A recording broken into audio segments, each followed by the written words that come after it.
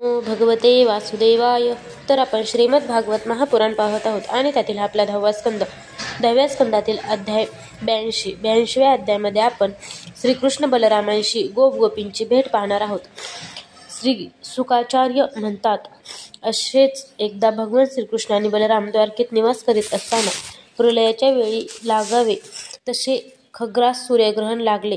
परीक्षिता, लोकांना त्या ग्रहणाबद्दल अगोदरच समजले होते, म्हणून सर्वजण आपले कल्याण व्हावे या उद्देशाने स्नान दान इत्यादी करण्यासाठी समंतपंचक नावाच्या तीर्थक्षेत्रावर आले. जेथे शस्त्र धारण करणाऱ्यांमध्ये श्रेष्ठ अशा परशुरामांनी सगळी पृथ्वी क्षत्रियहीन करून राजांच्या रक्ताने मोठमोठे डोह बनविले होते, तेच हे क्षेत्र. जसा एखादा सामान्य मनुष्य आपले पाप नाहीसे करण्यासाठी प्रायश्चित्त घेतो, त्याचप्रमाणे सर्वशक्तिमान भगवान परशुरामांनी स्वतःशी पापकर्माचा काहीही संबंध नसूनही लोकांना सदाचाराचे शिक्षण देण्यासाठी तेथे यज्ञ केला होता. परीक्षिता, या महान तीर्थयात्रेच्या मुहूर्तावर भारतवर्षाच्या सर्व प्रांतातील जनता कुरुक्षेत्री आली होती. त्यांच्यामध्ये अक्रूर, वसुदेव, उग्रसेन इत्यादी वृष्णी, तसेच गद, प्रद्युम्न, साम इत्यादी अन्य यादव सुद्धा आपापल्या पापांचा नाश करण्यासाठी तेथे आले होते. अनिरुद्ध आणि सेनापती कृतवर्मा हे दोघेजण सुचंद्र, शुक, सारण इत्यादीसह नगराचे रक्षण करण्यासाठी म्हणून द्वारकेत राहिले होते. अत्यंत तेजस्वी यादवांनी गळ्यात सोन्याचे हार, दिव्य पुष्पमाळा, बहुमोल वस्त्रे आणि कवचे धारण केली होती. ते आपल्या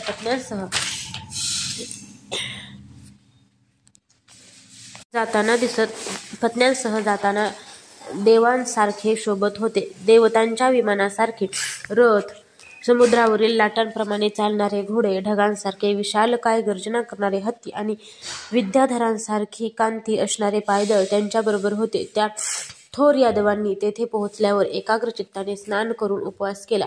नंतर त्यांनी ब्राह्मणांना ज्यांना सुंदर वस्त्रांच्या झुली, फुलांच्या माळा आणि सोन्याच्या साखळ्या गळ्यात घातल्या होत्या अशा गायी दान दिल्या. यानंतर ग्रहण सुटल्यावर त्यांनी परशुराम तीर्थात विधीपूर्वक स्नान केले आणि सत्पात्र ब्राह्मणांना सुंदर पक्वान्नांचे भोजन दिले.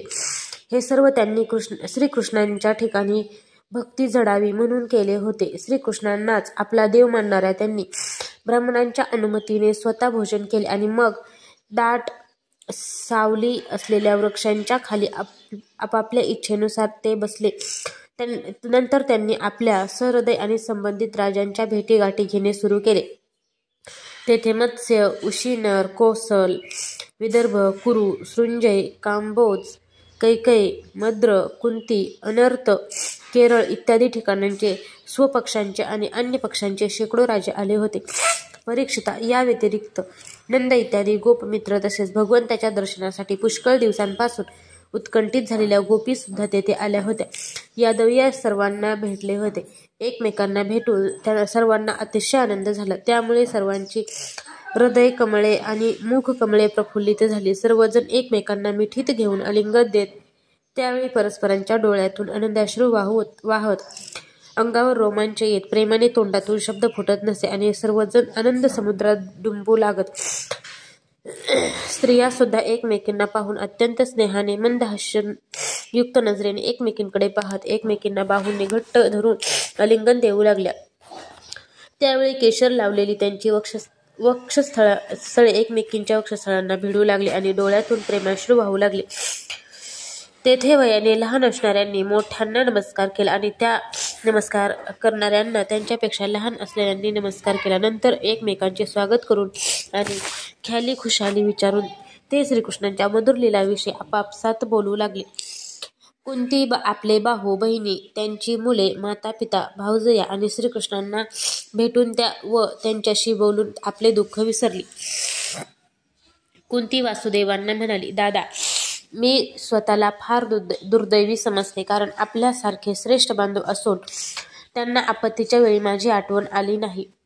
दादा, दैव ज्याला प्रतिकूल असते त्याला हितचिंतक संबंधी पुत्र, बाहू किंबहुना माता पिता सुद्धा विसरतात, हेच खरे. वासुदेव म्हणाले, ताई, आम्हाला दोष देऊ नकोस. सगळेजण दैवाच्या हातातील खेळणे आहेत, कारण सगळे लोक ईश्वराच्या इच्छेनेच कर्मे करतात किंवा तसे त्यांना करावे लागते. ताई, कंसाच्या छळामुळे आम्ही देशोधडीला लागलो होतो. थोड्याच दिवसापूर्वी सुदैवाने पुन्हा आमच्या जागी आलो. श्रीसुख म्हणतात, तेथे आलेल्या राजांचा वासुदेव, उग्रसेन इत्यादी यादवांनी सत्कार केला. श्रीकृष्णांच्या दर्शनामुळे त्यांना परमानंद झाला.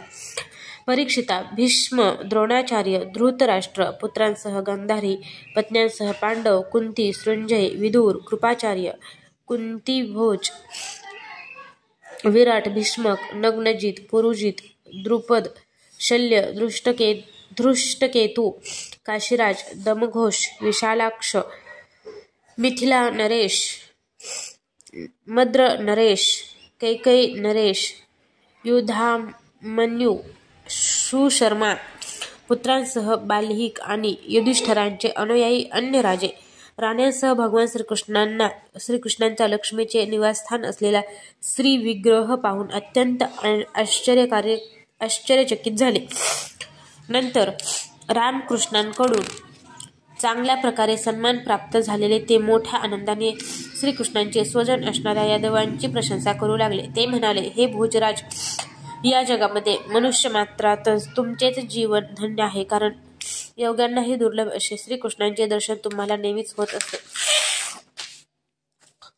ज्यांची वेदांनी गायलेली कीर्ती चरणतीर्थ असे गंगाजल आणि ज्यांची वाणी म्हणजेच वेद या जगाला अत्यंत पवित्र करीत आहे. त्यामुळे सगळे वैभव नष्ट झालेली पृथ्वी ज्यांच्या चरणकमलांच्या स्पर्शाने पुन्हा सर्व शक्ती संपन्न होऊन आमच्या सर्व अभिलाषा पूर्ण करू लागली, त्या श्रीकृष्णांशी तुमचा कौटुंबिक आणि गोत्र संबंध आहे. एवढेच काय, तुम्हाला नेहमी त्यांचे दर्शन होऊन त्यांना स्पर्श करता येतो. तुम्ही त्यांच्याबरोबर चालता, बोलता, निसता, बसता आणि खाता पिता. खरे तर संसार चक्राचे कारण असलेल्या गृहस्थाश्रमामध्ये राहणाऱ्या तुमच्या घरी स्वर्गमोक्ष मिटविणारे सर्व व्यापक विष्णू स्वतःच अवतरले आहेत. श्रीसुख म्हणतात, श्रीकृष्ण इत्यादी यदू तेथे आले आहेत असे जेव्हा नंदबाबांना समजले, तेव्हा ते गोपांसह आपली सगळी सामग्री गाड्यावर घालून त्यांना भेटण्यासाठी तेथे आले. त्यांना पाहून यादवांना अतिशय आनंद झाला. मृत शरीरामध्ये प्राणाचा संचार झाल्याप्रमाणे ते उठून उभे राहिले. पुष्कळ दिवसापासून ते एकमेकांना भेटण्यासाठी आतुर झाले होते. म्हणूनच ते एकमेकांना बराच वेळपर्यंत गाढ आलिंगन देत राहिले. अत्यंत प्रेम आणि आनंदाने मन भरून येऊन वासुदेवांनी नंदांना हृदयाशी कवटाळले. कंसाने दिलेला त्रास आणि पुत्राला गोकुळात नेऊन ठेवणे या गोष्टी त्यांना यावेळी आठवल्या. नंद यशोदा यांनी रामकृष्णांना मिठीत घेतले. नंतर त्यांनी माता पित्याच्या चरणांना वंदन केले. परीक्षिता, प्रेमाने त्यांचे गळे दाटून आल्याने त्यांच्या तोंडून शब्द फुटेना. भाग्यवती यशोदा आणि नंद यांनी त्या दोन्ही पुत्रांना आपल्या मांडीवर बसून घेतले आणि दोन्ही हातांनी त्यांना गाढ आलिंगन दिले. त्यामुळे त्यांचे दुःख नाहीसे झाले. रोहिणी आणि देवकी या दोघींनी व्रज राणी यशोदेला आलिंगन दिले. त्यांच्याशी यशोदेने जे मैत्रीपूर्ण वर्तन केले होते त्याची आठवण होऊन दोघींचे गळे दाटून आले. त्या म्हणाल्या, अगं यशोदे, आमच्याशी तुमची जी अतूट मैत्री आहे तिची त्या बदल्यात इंद्राचे ऐश्वर्य देऊनही आम्ही कधी परतफेड करू शकणार नाही. हे देवी, बलराम आणि श्रीकृष्णांनी जेव्हा आपल्या आईवडिलांना पाहिलेही नव्हते अशा वयात यांच्या वडिलांनी या दोघांना आपल्या स्वाधीन केले होते. त्यावेळी पापण्या डोळ्यातील बुबुळांचे रक्षण करतात त्याप्रमाणे आपण या दोघांचे रक्षण केले. तसेच आपण यांना प्रेम दिले, यांचे पालन पोषण करून यांच्या उत्कर्षासाठी अनेक गोष्टी केल्या. आपल्यामुळे हे निर्भय राहिले हेही बरोबरच आहे, कारण आपल्यासारख्या सत्पुरुषांच्या दृष्टीत आपला परका असा भेद नसतो. श्रीसुख म्हणतात, परमप्रियतम श्रीकृष्ण फार दिवसांनी दिसल्यामुळे त्यांना पाहताना जेव्हा गोपींच्या पापण्यांची उघडझाप होई तेव्हा त्या पापण्या निर्माण करणाऱ्यालाच शिव्याशाप देऊ लागल्या. डोळ्यांमधून त्यांनी प्रियतमाला हृदयात नेऊन गाढ आलिंगन दिले आणि त्या तन्मय होऊन गेल्या. नेहमी ध्यान करणाऱ्या योग्यांनाही जो भाव प्राप्त होणे दुर्लभ तो भाव आज त्यांना प्राप्त झाला. श्रीकृष्णांनी त्यांची ही स्थिती पाहून ते एकांतात त्यांच्याजवळ गेले.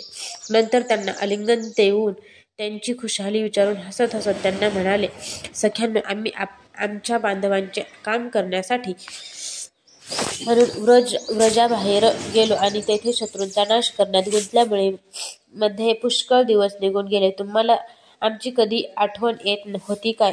मी कृतज्ञ आहे. अशी शंका येऊन आमच्याविषयी तुमच्या मनात वेडे वाकडे विचार आले नाहीत ना? खरे तर प्राण्यांची भेट आणि वियोग घडविणारे भगवंतच आहेत.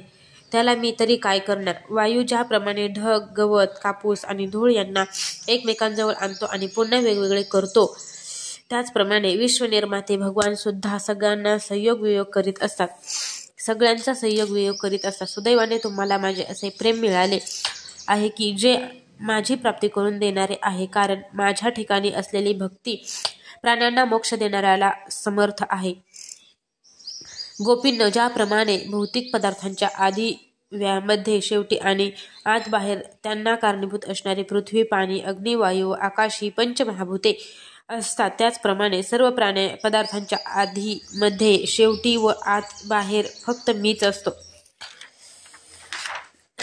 सर्व पदार्थांमध्ये हीच पंचमहाभूते कारण स्वरूप राहिली आहेत आणि आत्मा जीवरूपाने राहिला आहे. परंतु या दोघांच्याही पलीकडील अविनाशी सत्य असणाऱ्या माझ्यामध्येच भूते व जीव प्रतीत होतात, असे जाणा.